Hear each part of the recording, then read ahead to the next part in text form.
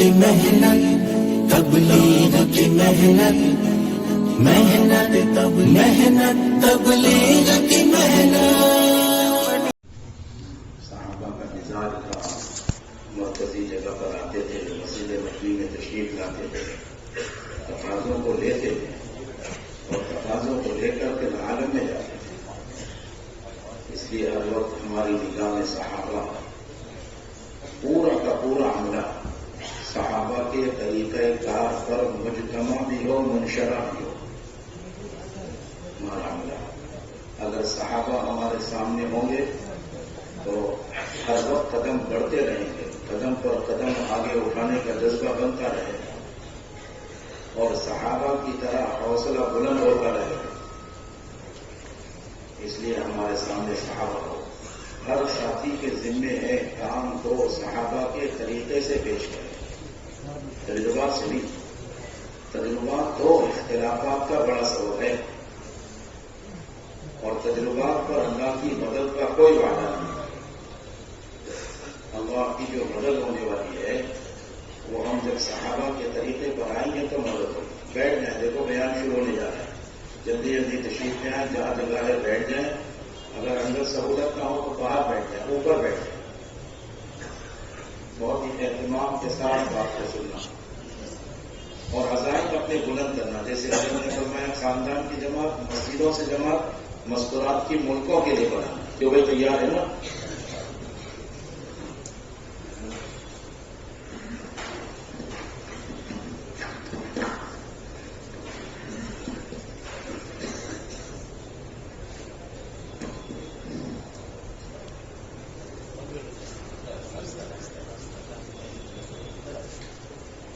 الحمد لله رب العالمين والعاقبة للمتقين والصلاة والسلام على سيد الأنبياء والمرسلين وعلى آله وأصحابه أجمعين، أما بعد، فقد قال الله تعالى في القرآن المجيد: أعوذ بالله من الشيطان الرجيم، بسم الله الرحمن الرحيم: والمؤمنون والمؤمنات بعضهم أولياء بعض يأمرون بالمعروف وينهون عن المنكر ويقيمون الصلاة ويؤتون الزكاة ويطيعون الله ورسوله أولئك سيرحمهم الله إن الله عزيز حكيم. وقال الله تبارك وتعالى: وقرن في بيوتكن ولا تبرجن تبرج الجاهلية الأولى وأقمنا الصلاة وآتينا الزكاة وأطعنا الله ورسوله إنما يريد الله ليذهب عنكم الرجس أهل البيت ويطهركم تطهيرا واذكرن ما يتلى في بيوتكن من آيات الله والحكمة إن الله كان لطيفا خبيرا.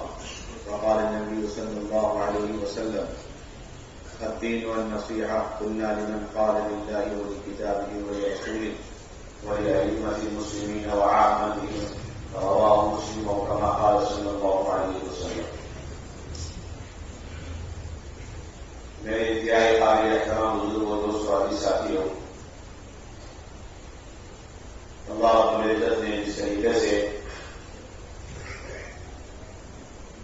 دعوت کی یہ ذمہ داری اس امت کے مردوں پر ڈالی ہے، اسی طریقے سے اس امت کے خواتین پر ڈالی ہے، اس لیے کہ یہ امت بحیثیت امت ہونے کے اس دعوت کی ذمہ داری میں حضور صلی اللہ علیہ وسلم کی نیابت اور حضور صلی اللہ علیہ وسلم کی خلافت پر نیابت پر بحیثیت امت ہونے کے مجموعی طور پر ذمہ دار۔ جس طرح کوئی طاقت ایسی نہیں ہے اور کوئی دلیل بھی ایسی نہیں ہے جو دین کی سلسلے میں مردوں اور عورتوں کے درمیان فرق پیدا کرے، اور یوں کہے کہ جتنا دین مردوں کے لیے ضروری ہے اتنا عورتوں کے لیے نہیں ہے۔ اسی طریقے سے دعوت کی جو ذمہ داری ہے اس کے اندر بھی کوئی طاقت بھی نہیں، کوئی دلیل بھی ایسی نہیں جو اس امت کے مردوں کو دعوت کی ذمہ داری میں مستورات سے الگ کرے اور مستورات کو دوسرا تیسرا ثانوی درجہ دے۔ اس لیے کہ قرآن اور احادیث کی اندر غور کرنے سے ہی معلوم ہوتا ہے، اور آپ صلی اللہ علیہ وسلم کی 23 سالہ جو زندگی ہے اور اس کے بعد جو خلفاء راشدین کا زمانہ گزرا ہے، ان میں غور کرنے سے اور خصوصاً ان سب کو جو حضرت مولانا یوسف صاحب رحمۃ اللہ علیہ نے آیت صاحب نے جمع کیا. ان سب کو غور کرنے سے معلوم یہی ہوتا ہے کہ دعوت کے اندر جتنے بھی اعمال ہیں اور دعوت کی جتنی ذمہ داریاں ہیں اس کے اندر آپ صلی اللہ علیہ وسلم نے بغیر کسی امتیاز اور اختلاف کے دونوں طبقوں کو برابر رکھا. بلکہ اگر کوئی یہ کہتا ہے کہ آپ صلی اللہ علیہ وسلم کی یہ جو دعوت کی مبارک محنت ہے جس کے اندر مردوں کا اصل حصہ ہے اور وہ مقدم ہے اور خواتین کا اس میں کم حصہ ہے, ان کی اہمیت کم ہے, تو یہ وہ شخص ہے جس کے سامنے سیرت ہے. ورنہ سیرت میں غور کرنے سے معلوم ہوتا ہے دعوت کے تمام اعمال کے اندر آپ صلی اللہ علیہ وسلم نے برابر خواتین اور ان کی صلاحیتوں کو رکھا اور ان کو برابر شریک فرمایا. اس لیے کہ اللہ رب العزت نے قرآن مجید نے صراحت اور وضاحت سے یہ ذمہ داری خواتین کی کس درجے میں بیان فرما دیا. چنانچہ اللہ تعالیٰ نے ارشاد فرمایا کہ مومن مرد اور مومن عورت ہے, مومن مرد اور مومن عورت ہے, ان کی ذمہ داری امر بالمعروف نہی عن المنکر. ان دونوں کو بڑے اہتمام سے الگ الگ واضح لفظوں میں بیان فرمایا. والمؤمنون والمؤمنات, مومن مرد اور مومن عورت. یہ بتلانے ہی کے لیے کہ اس فریض دعوت اور فریض تبلیغ اور امر بالمعروف نہی عن المنکر کے اندر خواتین کا کیا درجہ ہے. جو درجہ مردوں کا وہ درجہ خواتین کا. اسی لیے مفسرین نے لکھا ہے کہ اس سے معلوم ہوا کہ جس طرح یہ دعوت کا فریضہ امر بالمعروف نہی عن المنکر مردوں کے ذمہ میں واجب ہے, خواتین کے ذمہ میں بھی واجب ہے. اور امام غزالی رحمۃ اللہ علیہ فرماتے ہیں کہ اس آیت میں غور کرنے سے معلوم یہ ہوا کہ جو امر بالمعروف نہی عن المنکر چھوڑ دے گا, ترک کر دے گا, وہ مومنین کاملین کی جمع سے خالی ہو جائے. مومنین میں داخل ہونے کے لیے تمام انفرادی اعمال ذاتی عبادت ہے, لیکن کاملین میں داخل ہونے کے لیے واحد شرط اور بنیادی راستہ اور دروازہ وہ امر بالمعروف نہی عن المنکر. کمال ایمان کے لیے جس درجے میں امر بالمعروف نہی عن المنکر مردوں کے لیے ضروری ہے, اسی طرح کمال ایمان تک اور ایمان کی اعلیٰ سطح پر پہنچنے کے لیے خواتین کے لیے بھی امر بالمعروف نہی عن المنکر شرط. اس لیے مولانا الیاس رحمۃ اللہ علیہ نے بہت قوت کے ساتھ یہ بات فرمائی جسے حضرت مولانا الیاس رحمۃ اللہ علیہ نے قلم بند کر کے نقل کر دیا کہ جو شخص چاہے مرد ہو چاہے عورت ہو اس امت کے اندر اپنی ذاتی زندگی پر قناعت کر کے دنیا سے چلا جائے, عبادات کے اعتبار سے بھی اور خواہشات کے اعتبار سے اپنی ضروریات میں لگا ہوا ہے اور اپنی عبادتوں میں مطمئن ہے, لیکن دین کے مٹنے کا غم اس کے اندر نہیں ہے, چاہے وہ مرد ہو چاہے عورت ہو. دین کے مٹنے کا غم لیے بغیر دنیا سے جو جا رہا ہے بدترین موت مر رہا ہے اور آخرت میں روسیا ہو اور اللہ کے نبی کے سامنے منہ دکھانے کے قابل ہے. اور قوت کے ساتھ مولانا الیاس رحمۃ اللہ علیہ نے یہ بات ارشاد فرمائی اور بڑے اہتمام سے حضرت مولانا ابوالحسن علی ندوی رحمۃ اللہ علیہ نے جسے مضبوطات میں جمع کیا نقل کی. دین کے مٹنے کا غم یہ بغیر دنیا سے ملتا. کیوں؟ اس لیے کہ یہی باتیں قوت کے ساتھ احادیث میں ملتی. مسلم شریف کی روایت ہے آپ صلی اللہ علیہ وسلم نے فرمایا من مات ولم يغزو ولم يحدث به نفسه مات على شعبة من النفاق. کہ جو شخص اس حال میں مرے کہ اس نے اللہ کے راستے میں غزوہ نہیں کیا اور اللہ کے راستے میں نکل کر دین کی محنت نہیں کری اور نہ ہی اللہ کے راستے میں نکلنے کا ارادہ تک کیا, اس حال میں اگر مرا تو اس میں کوئی شک نہیں کہ وہ نفاق کے شعبے پر مرا.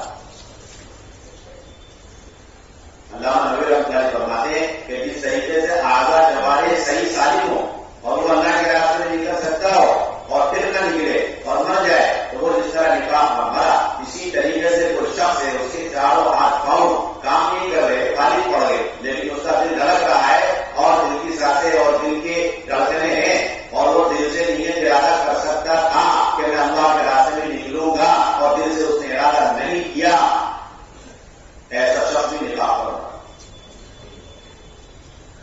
ایسا شخص نفاق پر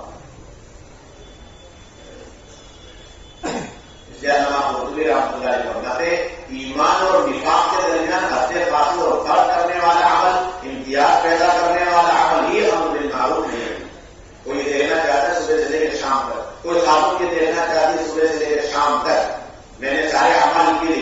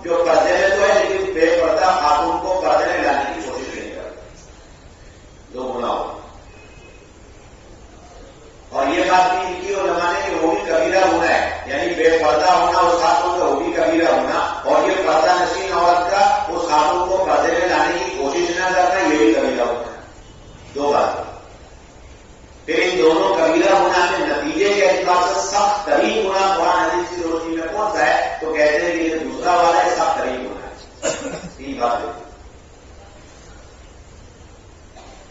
اس کا صاف مطلب یہ کہ اگر کوئی خاتون ہے اور اس کی گلی میں 10 خواتین ہیں بنا پردے کے اور ان 10 خواتین کو اس خاتون میں نہیں ہوگا تو ان 10 خواتین میں سے ایک خاتون کو 1 گنا ملے گا. اور اس خاتون کو جس نے 10 خواتین کو بے پردگی میں دیکھا سنا اور اس کے دل میں تھا اور وہ روک سکتی تھی اس نے نہیں روکا تو اس نے گویا 10 گنا زیادہ گناہ کیا. فاطمہ کو نہیں روکا مستقل گناہ، عائشہ کو نہیں روکا مستقل گناہ، زینب کو نہیں روکا مستقل گناہ اس کو مل رہا ہے.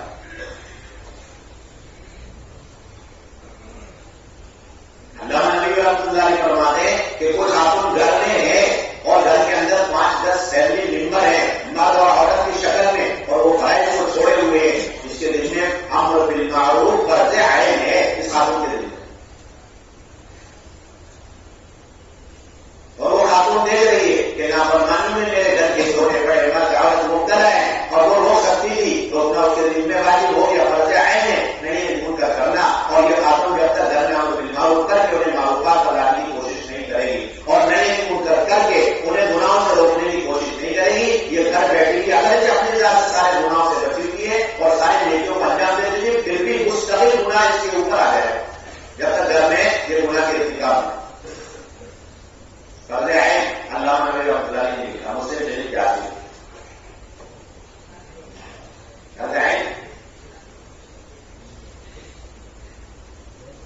آپ اندازہ لگائیں کہ آپ صلی اللہ علیہ وسلم نے اسی وجہ سے اتنی اونچی سطح پر خواتین کو دعوت میں جگہ عطا فرمائے اور کیا درجہ مقام عطا فرمائے، ان کی صلاحیتوں کو اور ان کی طاقت و قوتوں اور قوت رائے کو دعوت اور دین کے پھیلانے میں ان کے پھیلانے میں کتنا استعمال کیا. سیرت کی کتابیں بھری تو آج کا ہمارا وقت کا زمانہ ہے اور آج کی تبدیلی سے ہم نے سوچا ہے کہ زبانی طور پر ہم کہتے ہیں کہ مردوں کا کام اہم ہے لیکن مسئولات کا کام اس سے زیادہ اہم ہے. یہ زبان سے دل میں کچھ ہو عمل میں کچھ ہو، زبان کا ہے بس عمل میں کچھ ہو. ابھی تک وہ درجہ نہیں دیا گیا، اللہ معاف فرمائے ابھی تک وہ درجہ کو کام کرنے والا دوسروں کے بارے میں کچھ نہیں کہا جا سکتا. جو کام کرنے والا کام کا علم بازار کام کا جو ہے ترجمان ہے ان کا حال یہ کبھی تک اپنے مشوروں میں تک خواتین کے کام کی وہ اہمیت نہیں ہے جو اہمیت اللہ نے دی اور دینا چاہتے ہیں اور اللہ کے نبی نے دی اور اللہ کے نبی دلوانا چاہتے ہیں اور اس کی روشنی میں جو بتائی پڑا گیا سامنے آئے صاحب نے ان واقعات کو نقل کر کے خواتین کو جو درجہ کام میں دینا چاہا ابھی تک ہم عمل کو دے دیے. یہ بات ہوتی ہے اس میں کچھ ہو رہا ہے. 1 گھنٹہ مشورہ ہو رہا ہے، حلقے کا ہو رہا ہے، مسجد کا ہو رہا ہے، ماہانہ ہو رہا ہے اور اس پورے مشورے کے اندر آپ نے صرف ان اعمال کو زندہ کرنے کی فکر کی، رائے مشورے دیے کہ جس کے ذریعے مردوں کو ہدایت ملے، مرد سنت پڑھائے، فرائض پڑھائے، نماز پڑھائے، ان کے گناہ ختم ہو جائے. لیکن وہ 1 گھنٹے کے مشورے میں آپ نے ان اعمال میں سے کسی ایک عمل کے بارے میں رائے مشورہ فیصلہ نہیں کیا جس سے خواتین کو بھی ہدایت ملے، وہ بھی بے پردگی سے بچے، پردے پر آ جائے، فرائض پر آ جائے. تو یہ آپ کا 1 گھنٹے کا مشورہ رکوع سے ہٹا ہوا ہے. آپ نے اپنے مشورے سے ثابت کیا کہ مردوں کو دین پر لانا زیادہ ضروری ہے اور انہیں جہنم سے بچا کر جنت میں لے جانا زیادہ ضروری ہے. تو آپ کے مشورات کو دیکھا جائے گا تو بھی ہوگی اس کی فکر دی ہے. یہ ہم اپنے مشورے سے امت کو دکھانا چاہتے ہیں.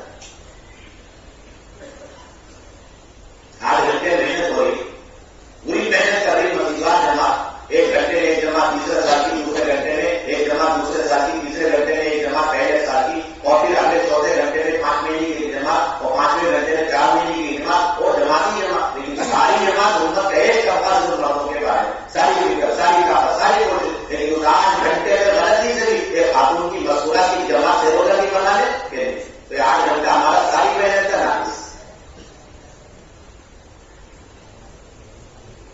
کوئی طاقت ہی نہیں ہے، کوئی دلیل ہی نہیں ہے تو یہ ثابت کر دے تب جب اللہ کے نبی نے اپنی 23 سالہ دور نبوت میں کوئی ایک مشورہ ایسا کیا جس کے اندر امت کے صرف ایک طبقے یعنی مردوں کے ہدایت اور ان کے اعمال کی فکر کی اور ان کو جہنم سے بچا کر جنت میں لے جانے کی فکر کی اور امت کے اتنے بڑے طبقے خواتین کی فکر نہ کی ہو، ایسا کوئی مشورہ دور نبوت میں نہیں ملتا.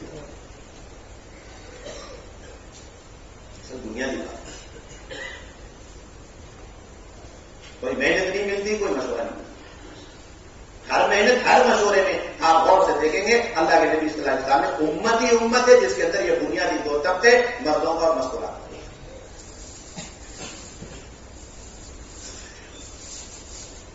اس لیے اللہ رب العزت نے بڑی وضاحت کے ساتھ یہ باتیں ارشاد کر مومن مرد اور مومن عورت ان کی پہلی اور بنیادی ذمہ داری امر بالمعروف نہیں بالمنکر کی ذمہ داری.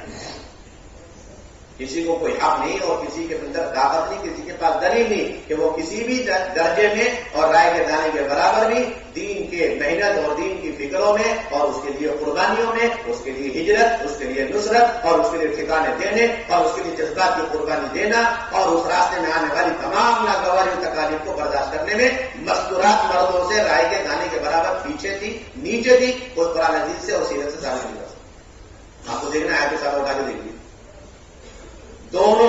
اگر کوئی ایک عنوان سمجھانا ہے یعنی دین کے خاطر بھوک برداشت کرنا, اگر یہ عنوان مولانا یوسف رحمۃ اللہ علیہ لانا چاہتے ہیں تو آپ دیکھیں گے دونوں ٹائٹل برابر چلے گا. کون سی خواتین نے بھوک برداشت کری اور کن کن مردوں نے برداشت کری. پیاس تو دونوں نے اور زخم تو دونوں نے کھائے, سفر تو دونوں نے اختیار کیے اور سفر کی مشقتیں, اذیتیں, ناگواریاں تو دونوں طبقے نے. یا تو ایک ہی قصہ ایسا لائیں گے جس میں دونوں ہوں, یا پھر اگر نہیں ہے تو دونوں کے الگ الگ ایسے قصے بیان کریں گے, الگ الگ عنوان لا کے, تاکہ پتہ چلے دعوت کے کسی عمل میں کوئی خاتون رائے کے دانے کے برابر مردوں سے پیچھے. یہ تو ہماری اور آپ کی کمی کمزوری کیا ہے تو صحابہ سامنے نہیں, اگر ہے بھی تو ہم اپنے زاویے اور اپنے نظریے سے اس کا مطالعہ. لیکن مولانا یوسف رحمۃ اللہ علیہ واقعہ سے جو امت کو دکھلانا اور جو پیغام دینا چاہتے ہیں اللہ معاف فرمائے وہاں تک پہنچ نہیں پاتا. سب سے بڑی ذمہ داری قیامت تک کے لیے اللہ رب العزت نے جس طرح مردوں کی تعلیم, تربیت, ہدایت اور تزکیے کے لیے اعمال قرآن میں اتار دیے, اللہ کے نبی نے ان پر عمل کر کے دکھلا دیا, ایسے اللہ رب العزت نے اس امت کے خواتین کے طبقے کے لیے قیامت تک کسی بھی دور, کسی بھی زمانے میں کہیں کی رہنے والی کوئی بھی خاتون اللہ کی بندی ہے, اللہ کے نبی صلی اللہ علیہ وسلم کی امتی ہے, اس کے بھی ہدایت, تعلیم, تربیت, تزکیے کے لیے اللہ نے اعمال قرآن مجید میں نازل فرما دیے اور اللہ کے نبی صلی اللہ علیہ وسلم نے اپنے عمل سے اسے کر کے دکھلا. اس لیے اللہ رب العزت نے جو اعمال عطا فرمائے خواتین کے لیے قیامت تک, اس میں بنیادی عمل قرآن کا حلقہ, حدیث کا حلقہ. یہ قرآن کا حدیث کا حلقہ یہ محض اور محض اللہ کے امر کی بنیاد پر, کسی کے کہے کی بنیاد پر نہیں. یا کسی نے کہہ دیا, کسی نے سمجھا دیا, ہاں بھائی اچھا عمل ہو گیا, یا کسی کے تجربے سے یہ عمل بہت اچھا ثابت ہو گیا, لیکن کوئی بنیادی نہیں ہے. اس کا تو سلسلہ 1400 سال پہلے جب سے قرآن نازل ہوا تب سے سلسلہ ہے. کیا قرآن کا حلقہ, حدیث کا حلقہ. اللہ نے واضح طور پر فرما دیا ازواج مطہرات کو دیکھ کر کہ وَاذْكُرْنَ مَا يُتْلَىٰ فِي بُيُوتِكُنَّ مِنْ آیَاتِ اللَّهِ الْحِکْمَةِ. نبی کی بھی اپنے گھر کے اندر ان آیات اور حکمت کے تذکرے اچھی طریقے سے کرو, یاد رکھو, جس کے چرچے ہر وقت تمہارے گھر میں رہتے ہیں. مفتی شفیع صاحب رحمۃ اللہ علیہ نے 2 باتیں لکھی اس کے پیچھے. نمبر 1, یہ جو اس کے اندر حکم ہے قرآن اور حدیث کے حلقے لگانے کا, یہ ازواج مطہرات کے ساتھ خاص نہیں ہے بلکہ تمام عورتوں کے لیے.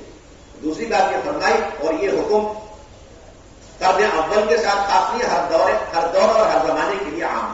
یہ 2 باتیں واضح ہیں تاکہ کسی کو دھوکہ نہ لگے کہ بھائی ان کے اندر جو احکامات ہیں قرآن کی حدیث کے حلقے لگانے کے یہ دور نبوت کے ساتھ اور ازواج مطہرات کے ساتھ خاص ہے, یہ دھوکہ کسی کو نہ لگے اور کسی کو یہ تردد نہ لگے. مسئلہ واضح کر دیا کس نے, مفتی شفیع صاحب نے.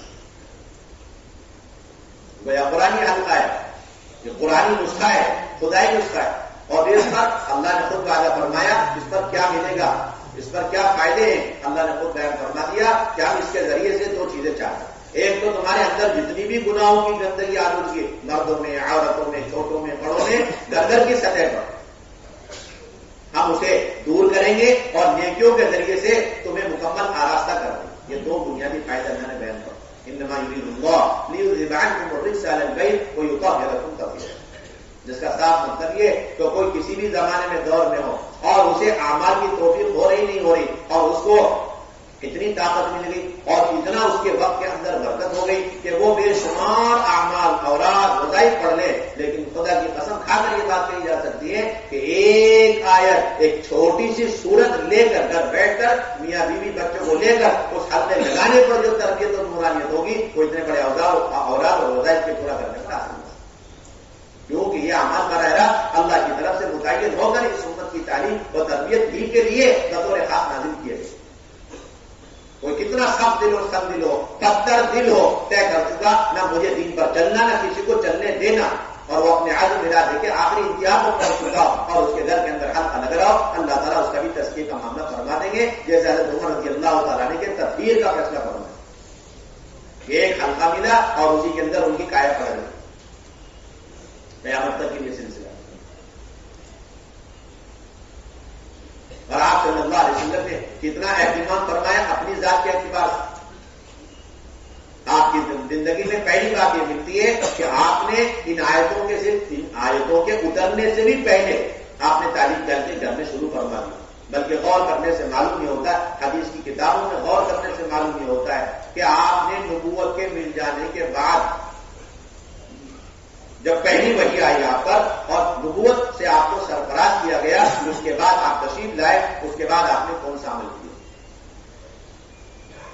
سیرت میں غور کرنے سے معلوم یہ ہوتا ہے کہ ایک عمل ملتا ہے جو نبوت کے ملتے ہی اور وحی کے اترتے ہی آپ نے انجام دیا، اور کہا جا سکتا ہے کہ آپ نے نبوت کی محنت کا آغاز اسی عمل سے فرمایا. وہ ایک عمل ہے گھر آ کر کے اپنی اہلیہ ام المؤمنین حضرت خدیجہ الکبریٰ رضی اللہ تعالیٰ عنہ کے ساتھ قرآن کا حلقہ، حدیث کا حلقہ، 6 صفات کا مذاکرہ.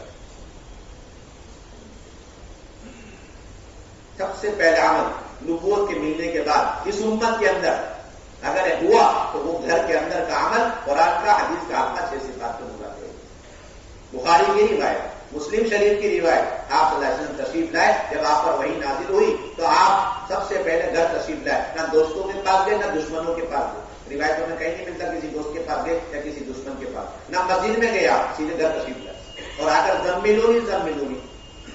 جب آپ کے حالات اچھے ہو گئے اور آپ تھوڑے سے افاقے پر آئے تو آپ نے سب سے پہلا کام یہ کیا جو غار حرا میں جو واقعہ پیش آیا کہ جبرائیل امین اچانک نمودار اور ظاہر ہوئے اور مجھے بھیجا چھوڑا اور 3 مرتبہ کہا پڑھو. 3 مرتبہ میں نے کہا مجھے پڑھنا نہیں آتا. اس کے بعد اقرأ باسم ربک الذی خلق الانسان من علق. تو وہ سارا واقعہ جو آپ نے حضرت خدیجہ کو سنایا اس کو حدیث کا حلقہ کہا جاتا ہے. کیوں کہ بخاری کے اسی واقعے کو بخاری میں بابن کیف کان بدء الوحی رسول اللہ صلی اللہ علیہ وسلم جب کھول کر ہم پڑھتے ہیں 2.5-3 صفحے کے تو پڑھانے والوں کو شیخ الحدیث سے تعبیر کیا جاتا ہے اور پڑھنے والوں کو دورے کے طلبہ سے تعبیر کیا جاتا ہے. گویا بخاری کا پہلا درس اور پہلا حدیث کا سلسلہ کہاں سے شروع ہوا، کہاں سے آگا؟ اللہ کے نبی صلی اللہ علیہ وسلم نے خود اپنے مبارک زبان سے سب سے پہلے ام المؤمنین حضرت خدیجہ کے ساتھ یہ حدیث کا سلسلہ شروع کرنا. کوئی انکار نہیں کر سکتا، کوئی انکار نہیں. بخاری کا سب سے پہلا درس اور سب سے پہلا سبق اور سب سے پہلے حدیث جس سے بخاری شریف کا آغاز ہوا اللہ کے نبی نے اپنے گھر حضرت خدیجہ کے ساتھ. اور پھر اسی درمیان آپ نے یہ آیتیں پڑھ کے سنا دی. یہ آیتوں کا پڑھ کر سنانا اگر آپ اور ہم بیٹھ کر کے وہی آیت جس طرح بسم ربک میں پڑھوں آپ سنیں تو اس کو آپ کہتے ہیں کہ بھائی یہ قرآن کا درس تفسیر ہو رہا ہے. تو اللہ کے نبی نے اپنے مبارک زبان سے سب سے پہلے وحی کے ذریعے سے اتری ہوئی ان آیتوں کو جو گھر میں آ کر کے سنایا وہ کیا ہے. اب یہ 2 ہفتے ہو گئے مکمل، حدیث کا بھی ہو گیا اور قرآن. اس کے بعد حضرت آیت اللہ کے نبی تھوڑا گھبراہٹ اپنی ظاہر فرما، اتنا بڑا بوجھ، اتنی بڑی ذمہ داری اس پر ہم عائشہ نے فرمایا کہ لا یخزیک اللہ.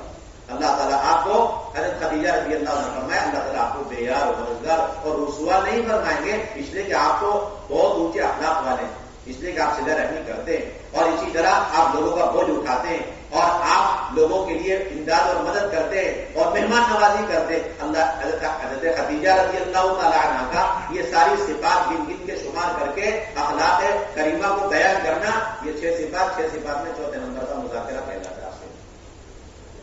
اتنا پرانا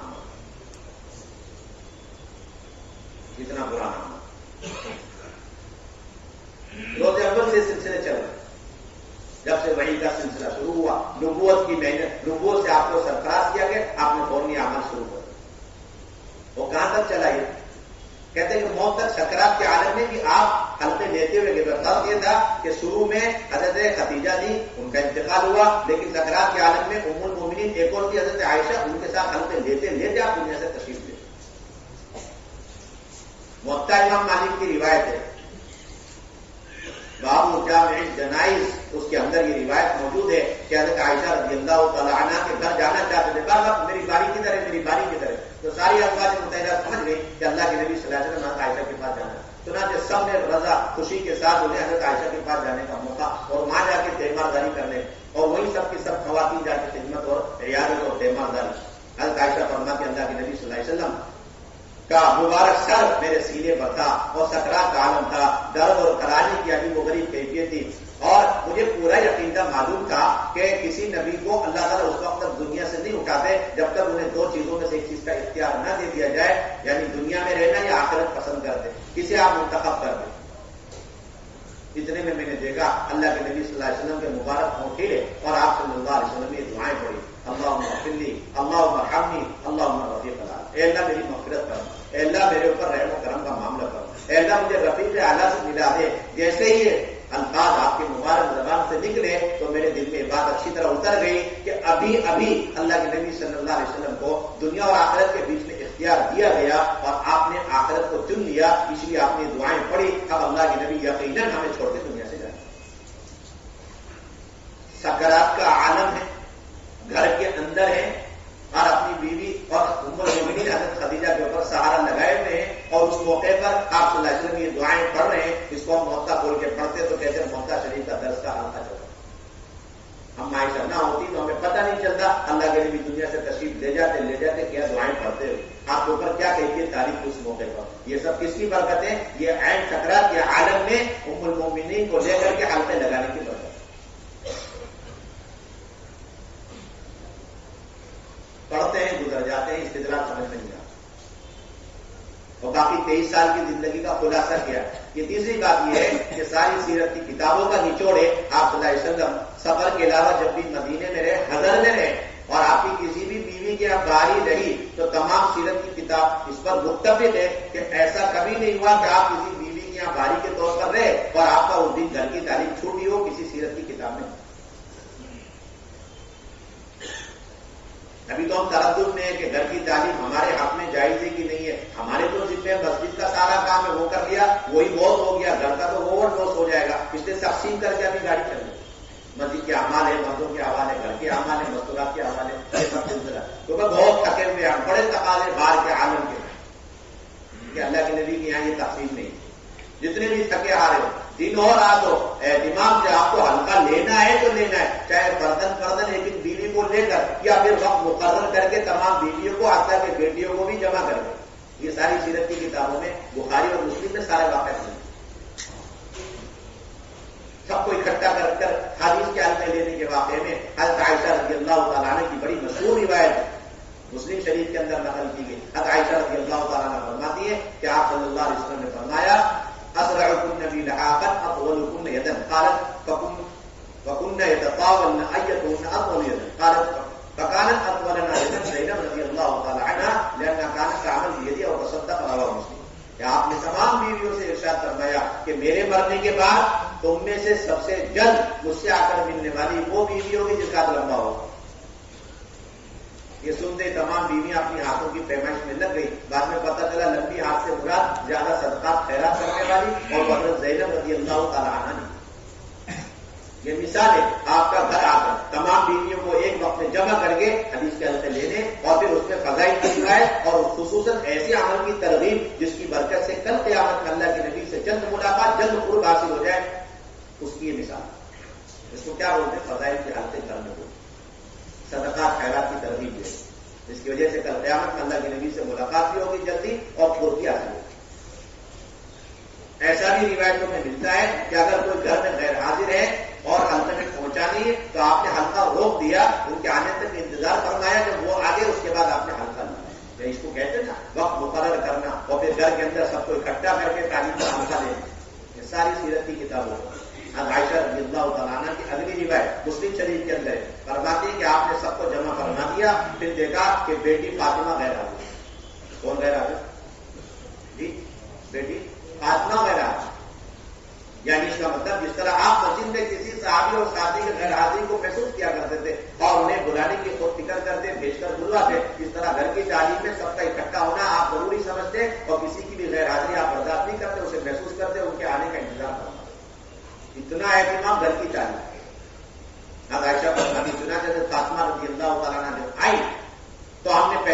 فاطمہ ہی. کیوں؟ آپ حضرت فاطمہ کی چال اور رفتار میں اور اللہ کے نبی کی چال اور رفتار اور چلنے کے انداز میں رائے کے دانے کے برابر تھا. اتنا اپنے ابا اپنے نبی صلی اللہ علیہ وسلم کی اتباع صرف چال کے اندر. اس یہ بات کی بات ہوگی جس گھر کے اندر یہ احادیث کے حل میں لگائے جائیں گے اللہ رب العزت اس گھر کے اندر سے غیروں کے طور طریقے نیست و نابود کر کے وہاں نبی پاک علیہ الصلوۃ والسلام کے طریقے اور ان کے چال ڈال رفتار گفتار بڑوں میں چھوٹوں میں مردوں میں عورتوں میں بچوں میں اللہ تعالیٰ داخل کرو. یہ واحد راستہ ہے زندگی میں لانے. جس کے تذکرے گھر میں ہوتے ہیں وہی چیز گھر میں آتی ہے. سب تذکرے موجود ہیں لیکن ہمارے گھر کے اندر نبی پاک علیہ الصلوۃ والسلام کے شمائل کے تذکرے نہیں. آپ کے بیٹھنے کا انداز کیا تھا, اٹھنے کا انداز کیا تھا, یہ سلسلے بند ہو گئے. اس لیے سارے غیروں کے طریقے طور طریقے یہ وجود میں آتے جاتے.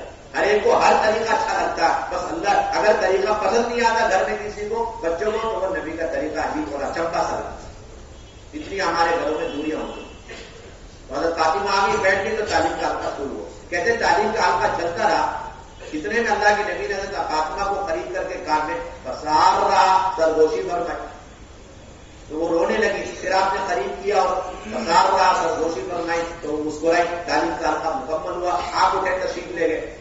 اب حضرت عائشہ مطمئن نہیں تھی کہ اتنے زیادہ حلقے اور اتنی ساری حدیثیں آپ نے سنا دی, بلکہ آپ اما عائشہ حضرت فاطمہ کے پاس جا کے کہنے لگی کہ اللہ کے نبی نے تمہارے کان میں کوئی حدیث سنائی جو ہم سن نہیں سکے, اس لیے وہ حدیث سناؤ. حدیث سناؤ جو اللہ کے نبی صلی اللہ علیہ وسلم نے ہم سب کو الگ کر کے تمہارے کان میں سرگوشی کے طور پر بیان کر دی. حضرت فاطمہ نے کہا کہ اللہ کے نبی کا راز ہے, میں اس کو بیان نہیں کر سکتی, اس راز کو خاص نہیں کروں, میں حدیث نہیں سناؤں. حضرت عائشہ خاموش ہو, انتظار کرتی. اللہ کے نبی کا انتقال ہوا تو بڑے اہتمام سے یاد رکھ کر گئے حضرت فاطمہ کے پاس اور جا کے کہنے لگی میرا تم پر ماں ہونے کے اعتبار سے جو حق بنتا ہے اس ماں کا حق ہونے کا واسطہ دے کر میں پوچھوں حدیث سنا جو اللہ کے نبی نے اس دن بیان حدیث کے حلقے کے اندر تمہیں الگ سے سنا, وہ حدیث سنا نہیں پڑی. ہاں اب راز کی بات کی کیوں اللہ کے نبی دنیا سے پردہ فرما چکے, اب وہ راز کی بات نہیں رہی. کہنے لگی کہ اللہ کے نبی صلی اللہ علیہ وسلم نے پہلی مرتبہ مجھے قریب کر کے میرے کان میں یہ بات ارشاد فرمائی کہ جبرائیل امین ہر سال میرے ساتھ ایک بار قرآن کا دور فرمایا کرتے تھے. ان سال جبرائیل امین نے قرآن کا دور 2 مرتبہ کیا, جو اس بات کی علامت ہے کہ تمہارے ابا کا دنیا سے جانے کا وقت قریب آتا. اس لیے بیٹی تقوی اختیار کرو, صبر اختیار کرو. اس پر میں روئی جو آپ نے پہلی مرتبہ کی. آپ نے پھر مجھے قریب کیا اور فرمایا کیا تم اس بات سے راضی نہیں کہ کل قیامت میں جنت کی عورتوں کی سردار بنا دی جاؤ. یہ حدیث سنتے میں مسکرائی جیسے آپ نے دوسری مرتبہ. یہ اللہ کے نبی کا گھرانا, وقت مقرر کرنا اور سب کو اکٹھا کرنا, جو غیر موجود ہے انہیں بھی بلانا اور پھر اس کے بعد بڑے اہتمام کے ساتھ حدیث کے آتے ہیں. یہ 2 عام حالات ہیں. باقی کبھی آپ دن میں نہیں آ سکتے, تھکے ہوئے آپ آرام فرمانے لگے اور رات میں آپ بیدار ہوئے تو آپ نے رات میں بھی وہ تعلیم کا حلقہ لے کر اپنا معمول اپنی بیوی کے ساتھ پورا کیا. بخاری شریف کی باب العلم والعظۃ باللیل, کتاب العلم کے اندر یہ ترجمہ الباب قائم کیا امام بخاری نے کہ رات کے وقت میں علم لینا دینا اور نصیحتیں کرنا اور نصیحت سننا. باب العلم والعظۃ باللیل. اس کے نیچے حضرت ام سلمہ رضی اللہ تعالیٰ عنہ کے واقع نقل کیا. عن ام سلمہ رضی اللہ تعالیٰ عنہ قالت استيقظ النبي صلى الله عليه وسلم ذات ليلة فقال سبحان الله ما انزل الليل من الفتن وماذا فتح من الخزائن ايقظوا صباح عباد الحجر فرب كاسد في الدنيا عالية في الآخرة. رواه البخاري. آپ صلی اللہ علیہ وسلم تشریف لائے, آرام فرمانے لگے. اچانک رات میں بیدار ہوتے ہی حدیث کا آپ نے شروع فرمایا کہ سبحان اللہ آج کی رات عجیب و غریب فتنے اتار دیے گئے اور آج کی رات بے شمار خزانے کھول دیے گئے. کوئی ہے ان گزرے والیوں کو یعنی میری بیویوں کو اٹھا دے. پھر آپ نے فرمایا بے شمار عورتیں ایسی ہوں گی جو دنیا کے اندر تو لباس میں ہوں گی لیکن آخرت میں وہ لباس سے محروم اٹھیں گے. یہ واقعہ جو گھر کی تعلیم سے متعلق تھا لیکن امام بخاری نے اسے نقل کر کے ساری امت کو یہ ہدایت دی کہ سنت یہ ہے کہ رات میں بھی تعلیم کا سلسلہ اور رات میں بھی واضح رسول. اگر دن میں موقع نہیں تو رات میں, یعنی گھر کا عمل چھوڑنا نہیں چاہیے. دن ہو یا رات ہو آپ کو حرام گھر کی تعلیم کا اہتمام نہیں کرنا. امام بخاری لے کر کے آ رہے ہیں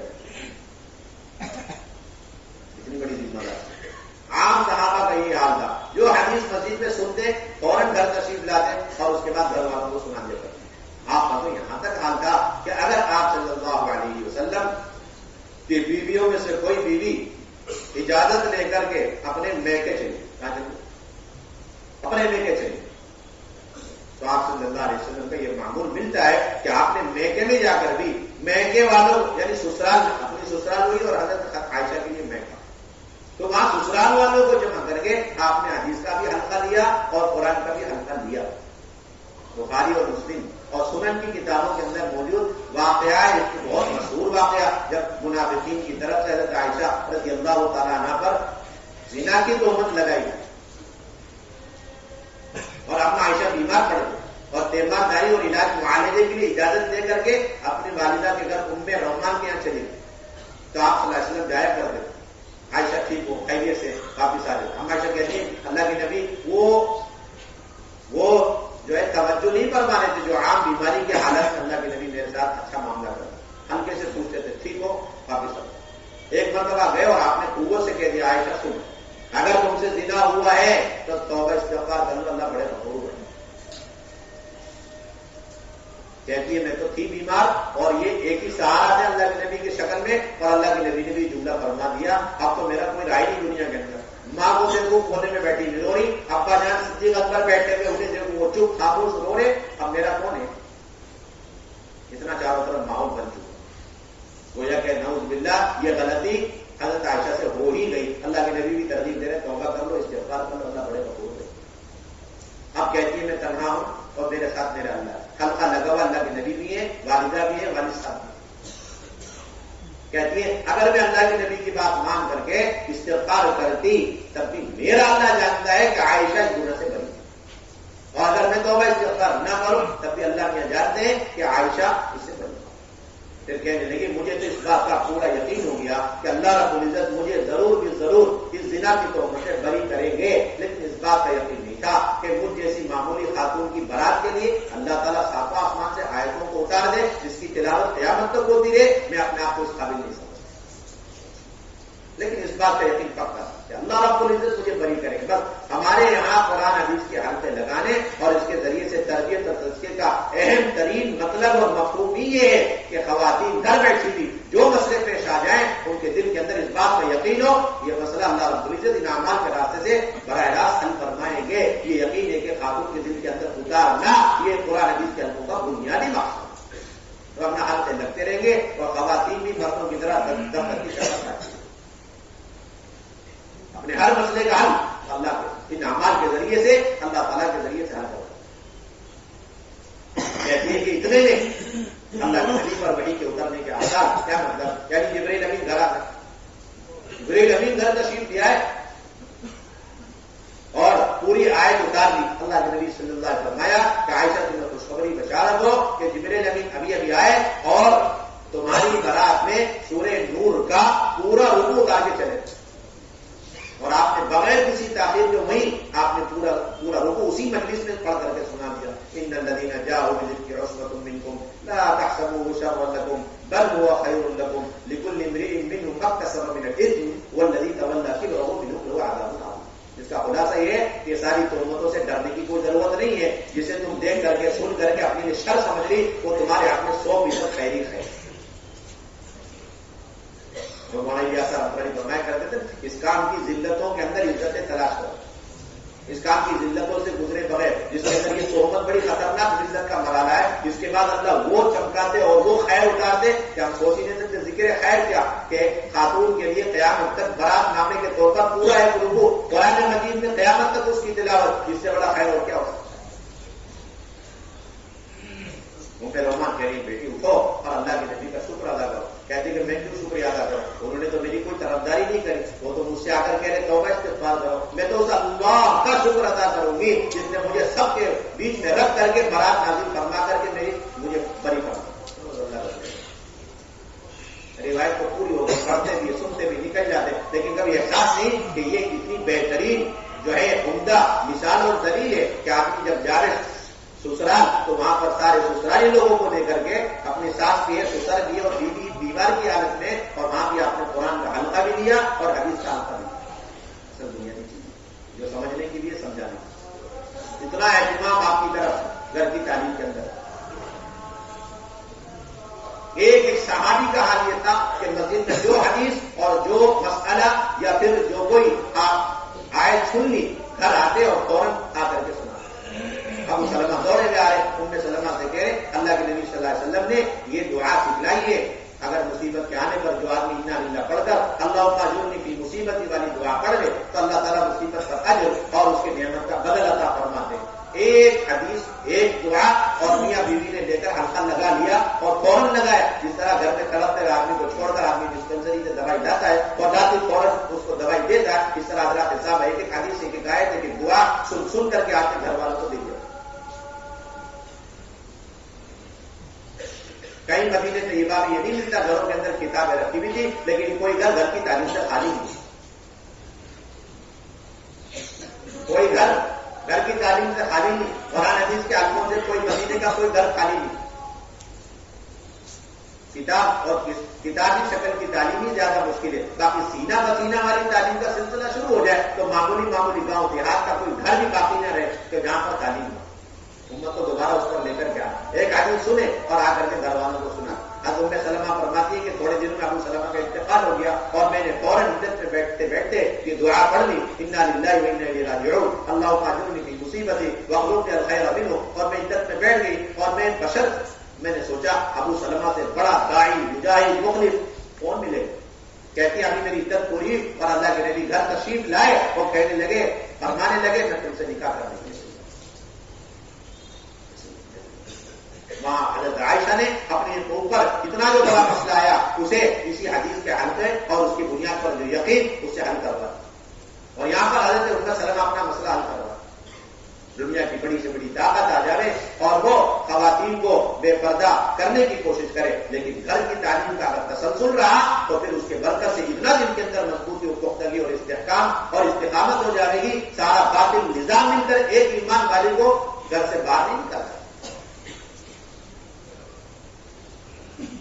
حجاج بن یوسف نے حضرت عبداللہ بن زبیر رضی اللہ تعالیٰ عنہ کو قتل کیا، لٹکا دیا۔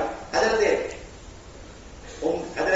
اسماء رضی اللہ تعالیٰ عنہ کے پاس پیغام بھیجا کہ میرے پاس چل کر گیا، 100 سال کی عمر، حضور کی وفات کو بھی تقریباً 50-60 سال ہو چکے، تو حضرت اسماء نے کہلوایا کہ میں نہیں آتا، اتنا بڑا باطل نظام حجاج بن یوسف۔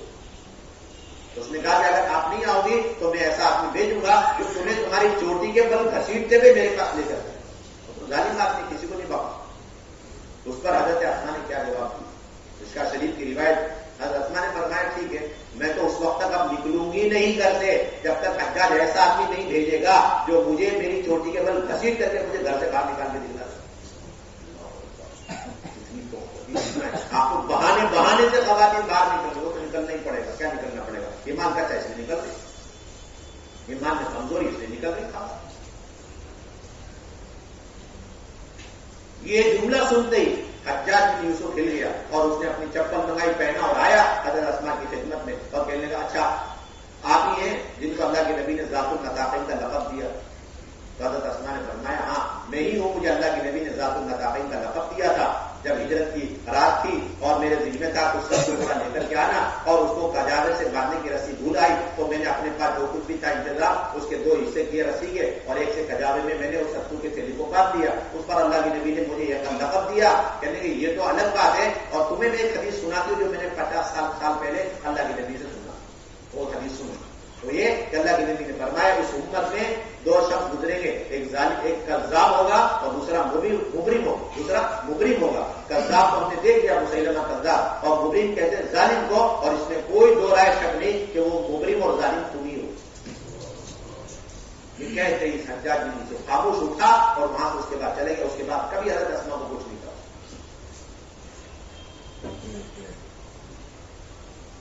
یہ اصل گھر کی تعلیم کے اثرات اور نتائج، اتنا استحکام اور اتنی پختگی، اتنا بڑا ظالم نظام آ جائے لیکن اتنی بڑی عمر میں بزرگی میں وہ ان کو باہر نکالنے سے عاجز ہو۔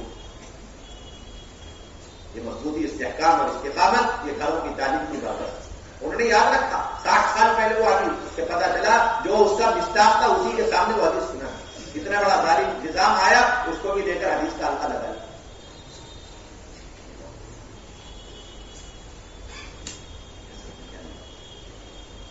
اس لیے 5 اعمال کے ساتھ جو کہا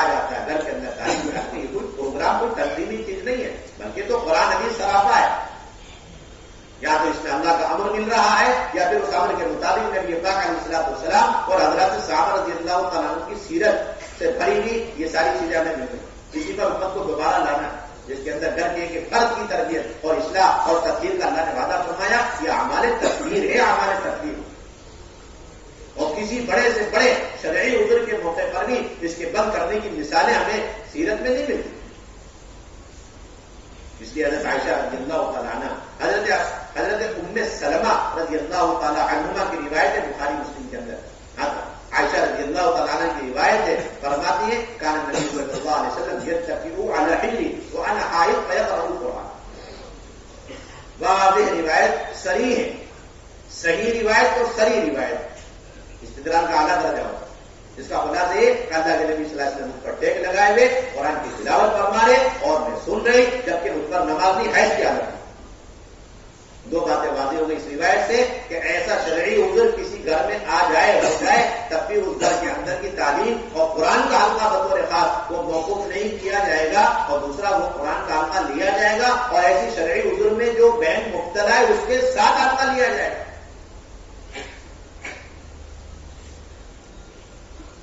اور جو مستورات کے اعمال کو محض اپنی عقل اور رائے اور تجربے کی بنیاد پر لے کے چلنا چاہتے ہیں وہ حضرات ہیں جو اس سیرت کے سامنے آنے کے باوجود بھی یہ چاہتے ہیں کہ یہ حلقے اور یہ سارے اعمال یہ رائے اور ہمارے تجربے کے مطابق. اس لیے حضرت عمر رضی اللہ تعالیٰ فرما گئے کہ جو رائے والے ہوتے ہیں وہ ہمیشہ سنتوں کے دشمن ہوتے ہیں. رائے والے ہمیشہ سنتوں کے دشمن. دو چیز نص سے قطعی سے ثابت ہو چکی، منصوص علیہ مسئلہ ہے، اس کے اندر رائے زنی کی کوئی گنجائش نہیں، بلکہ یہاں رائے زنی یہ گمراہی کا دروازہ کھولنا ہے. یہ امت کو اعمال ہدایت سے دور کر کے ہدایت سے ہی محروم کر دیں گے. ایسے منصوص علیہ مسائل اور اعمال دعوت کے سلسلے میں رائے زنی کی کسی کی کوئی گنجائش ہی نہیں.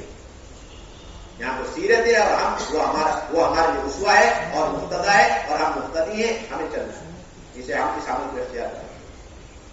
دنیا کی ایک دن تعلیم منتخب سے، ایک دن فضائل اعمال میں فضائل صدقہ، 6 صفات کا مذاکرہ، تشکیل اور اگلے دن کے 3 عملوں کا مشورہ. اس طرح 5 اعمال کے ساتھ ہمیں اہتمام کے ساتھ ایک ایک گھر کے اندر اس تعلیم کے حلقوں کو زندہ کرنا. یہ ہمارے کام کے مقاصد میں سے دستور میں شامل ہے. داخل 10-15 گھر میں تعلیم شروع ہو گئی، یہ کوئی جو ہے ذمہ داری کی بات نہیں ہے، خوشی کا بھی موقع نہیں ہے، بلکہ ذمہ داری اس وقت پوری ہوئی جب ہمارے گھر کے اطراف میں رہنے والے ہر گھر میں زندہ ہو. ایک گھر میں تعلیم شروع نہیں ہوئی تو نہ جانے وہ ایک چنگاری بے دینی کی کب ہمارے بھی گھر کی دین کے دیے کو بجھا دے، ہم کہہ نہیں سکتے.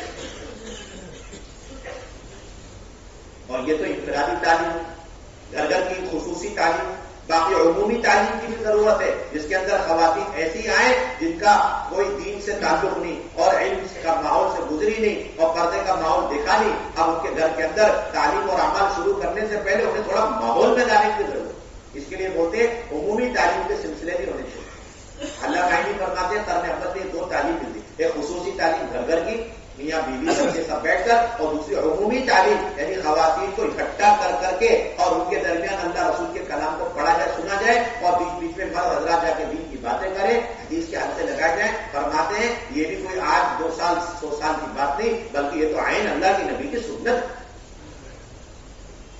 اس کی سنت تو اللہ کے نبی کی سنت جس کو ہم لوگ ہفتےواری تعلیم سے تعبیر کرتے ہیں. یہ تو خواتین کے فکر کا نتیجہ ہے. ہفتےواری تعلیم کہاں سے وجود میں؟ قرن اول سے. اور کس کی فکر کا نتیجہ ہے؟ یہ تو خود خواتین نے درخواست کی اللہ کے نبی سے، اس کے نتیجے میں ہفتےواری تعلیم ہمیں ملی ہے. بخاری شریف کی روایت.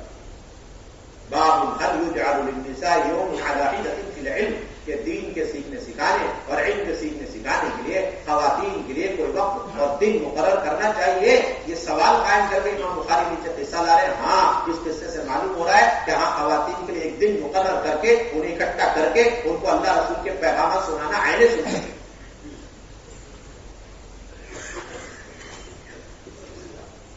ابو سعید خدری رضی اللہ تعالیٰ عنہ کی روایت فرماتے ہیں قالت النساء للنبي صلی اللہ علیہ وسلم غلبنا عليك الرجال فاجعل لنا يوما من نفسك فبعثهن يوما لقيهن فبعثهن وذكرهن وامرهن وكان فيما قال لهن ما منكن امرأة تقدم 3 من ولدها الا كان لها حجابا من النار فقالت امرأة واثنتين قال واثنتين رواه البخاري. کہ خواتین آئی حضور کی خدمت میں اور عرض کرنے لگی یہ مرد حضرات ہیں، ہم پر مشارق آگے اور آپ کی خدمت میں پہنچ رہے ہیں، دین سیکھ رہے ہیں، اور ہمیں یہ موقع میسر نہیں ہے. ہم گھر بیٹھ کے اپنے سارے گھر کے کام کاج میں مشغول. آپ ہمارے لیے بھی کوئی دن اور وقت مقرر کرنا دیں. یہ سن کر آپ صلی اللہ علیہ وسلم نے ان کے لیے ایک دن مقرر کرنا